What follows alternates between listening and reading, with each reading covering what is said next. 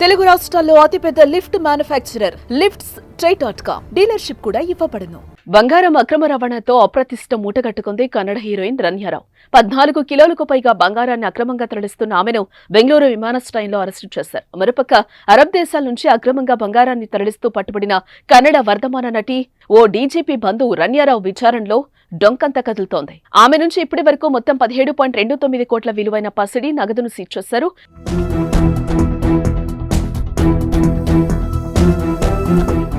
ఈమె దుబాయ్ నుంచి 14.8 కేజీల బంగారాన్ని తీసుకొస్తూ సోమవారం రాత్రి బెంగళూరు కెంపెగౌడ విమానాశ్రయంలో దొరికింది. దీంతో అప్పటి నుంచి ఆమెను డిఆర్ఐ అధికారులు విచారిస్తున్నారు. ఇక బెంగళూరు యావెల్లి రోడ్ నందవాణి మాన్సన్ నివాసంలో నటి రన్యారావు నివసిస్తోంది. ఆమె నెలకు 4.5 లక్షల అద్దె చెల్లిస్తున్నట్లుగా తెలిసిందే. ఆ ఇంటిలో వెతికే కొద్దీ బంగారం బిస్కెట్లు, కడ్డీలు, ఆభరణాలు లభించాయి. మంగళవారం నుంచి సోదాలు నిర్వహించి 2.06 కోట్ల విలువైన బంగారం స్వాధీనం చేసుకున్నారు. 2.67 కోట్ల నగదు కూడా లభించింది. ఆమె నుంచి 12.56 కోట్ల విలువ చేసే 14.2 కిలోల విదేశీ బంగారం, 4.73 కోట్ల విలువ చేసే ఇతర ఆస్తులను జప్తు చేసుకున్నామని డిఆర్ఐ ప్రకటించింది.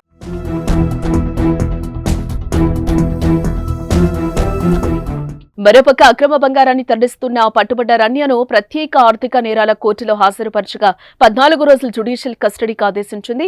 ఆమెను హెచ్ఆర్బీఆర్ లేఅవుట్లోని డిఆర్ఐ కేంద్ర కార్యాలయంలో అధికారులు ప్రశ్నించారు. ఆమె బంగారం స్మగ్లింగ్ దందాకు కొందరు పోలీసులు, పారిశ్రామికవేత్తలు సహకారం అందించినట్లుగా అనుమానం వ్యక్తమైంది. మరోపక్క నటి రన్యారావు తరచూ దుబాయ్కి వెళ్లొస్తోంది. వచ్చేటప్పుడు పెద్ద మొత్తంలో బంగారు నగలను ధరించి అక్రమంగా తీసుకొచ్చేది. కస్టమ్స్ భద్రతా సిబ్బంది తనిఖీలు చేయకుండా డీజీపీ పేరును చెప్పేది. అనధికారికంగా పోలీసు ఎస్కార్టు వాహనంలో ఇంటికి వెళ్లేది. తరచూ దుబాయ్కి వెళ్లి గుట్టుగా బంగారాన్ని తీసుకొస్తూ ఉండడం వెనుక పెద్ద ముఠానే ఉండవచ్చని డిఆర్ఐ ఆ దిశగా దర్యాప్తు చేస్తోంది.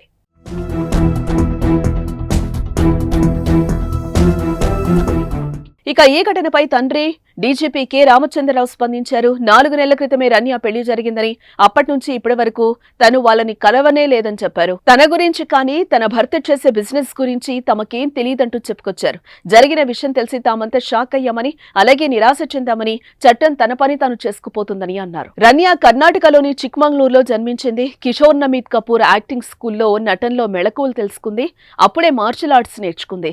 డాన్స్ లోనూ శిక్షణ తీసుకుంది. ఈమెను దర్శకుడు హీరో సుదీప్ వెండితెరకు పరిచయం చేశాడు. ఆయన డైరెక్ట్ చేసిన మాణిక్య చిత్రంలో సహాయ నటిగా యాక్ట్ చేసింది. ఇది ప్రభాస్ మిర్చి మూవీకి రీమేక్ గా తెరకెక్కింది. ఇలా తమిళంలో కూడా వాఘా మూవీ చేసింది. ఆ తర్వాత 8 ఏళ్లుగా వెండితెరకు దూరంగా ఉంటోంది.